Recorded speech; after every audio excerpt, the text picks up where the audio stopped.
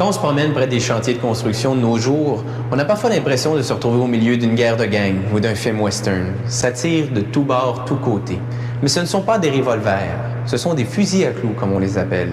Et c'est curieux, les clous se vendent en ruban, comme les balles d'un mitrailleur. On est loin du marteau, utilisé simplement pour la finition. Il existe des centaines de sortes de clous. Ils sont fabriqués de carbone d'acier, très résistant. On fabrique les clous à partir d'un fil d'acier. Ce fil d'acier pèse 2045 kg. Il est d'abord déroulé sur un tambour. Son diamètre est de 6 mm. C'est trop gros. On doit réduire sa taille. À l'aide de ces nombreux tambours successifs, on étire le fil pour l'amincir graduellement. Puis, on va l'enrouler de nouveau.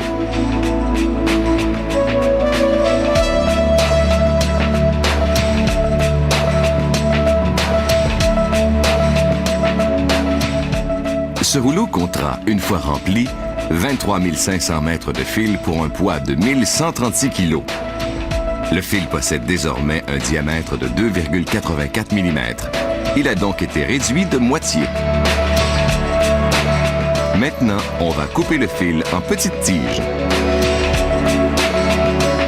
Les tiges coupées sont ramassées avec cet électroaimant, puis sont versées dans une machine qui va les usiner.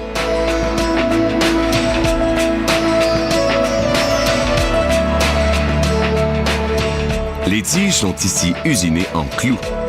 Les tiges métalliques avancent lentement et une lame forme la pointe du clou. Ces lames sont changées à toutes les 600 heures.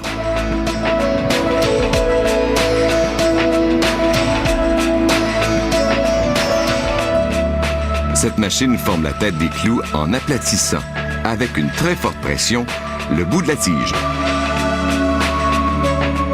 Les têtes de clous sont formées au rythme de 1400 à la minute.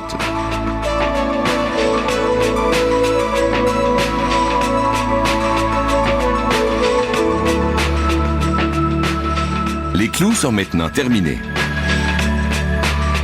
Ils tombent dans une chute jusqu'à ce bac de ramassage.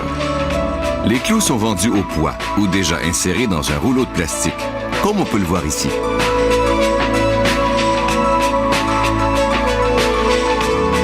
Cette machine insère 167 clous dans chaque rouleau. La bande de plastique contient des dents auxquelles sont fixés les clous.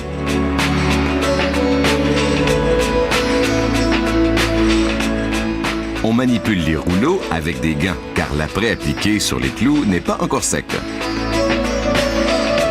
Cette machine produit 5 rouleaux de clous à la minute, pour un total de 835 clous. La fabrication des clous vrillés nécessite une étape supplémentaire. Cette machine vrille les tiges avec ses cylindres et les soude. Elle fabrique 1200 clous à la minute. Puis, les clous sont attachés en baguette pour être utilisés avec des cloueuses pneumatiques. Chaque baguette compte 30 clous vrillés.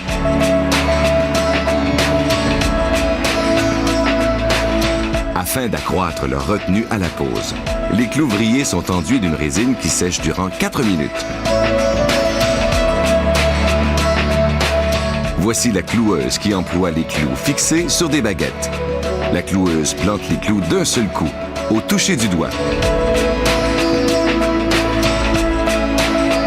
Maintenant, passons à la fabrication des agrafes. La presse à agrafes relie 80 fils de fer qui sont bien alignés. Les 80 petits fils de fer sont placés côte à côte.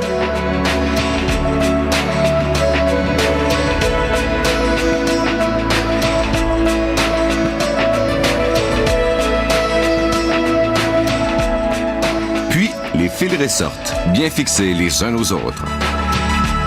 Cette machine alimente les bandes d'agrafes. Elle coupe les agrafes à la longueur voulue, puis elle les plie d'un seul coup à l'aide de cette presse qui exerce une pression de 40 tonnes. Les agrafes sont formées sur ce gabarit. Les bandes d'agrafes sont prêtes pour l'emballage. Chaque jour, on produit ici 25 millions de clous, ce qui nécessite l'usinage de 10 000 tonnes de métal par an.